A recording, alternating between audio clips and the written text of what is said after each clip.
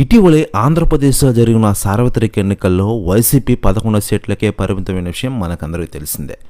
అప్పటి నుంచి వైసీపీ ముఖ్య నేతలు వేరే పార్టీలోకి వలస వెళ్తున్నారు.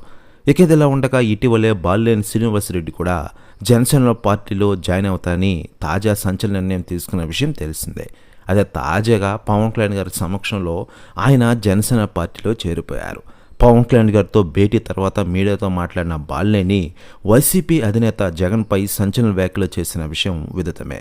17 మందికి జగన్ అన్యాయం చేశారని ఆయన సంచలన ఆరోపణలు చేసిన విషయం తెలిసిందే. జగన్ కోసం నేను మంత్రి పదవిని కూడా వదిలేశాను. వైఎస్ఆర్ కుటుంబం కోసం మంత్రి పదవిని వదిలి వచ్చాను.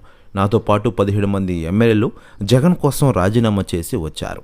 ఆ 17 మందికి జగన్ న్యాయం చేయలేదు. 17 మందిలో ఒకరినైనా మంత్రి ఉంచగలరా? కనీసం 4-5 ఉంచాలి. కనీసం ఒకరు కూడా మంత్రివర్గంలో లేకపోవడం జగన్ మనస్తత్వానికి అందరూ గమనించాలని సంచలన వ్యాఖ్యలు చేసేలా బాలినేని శ్రీనివాసరెడ్డి గారు.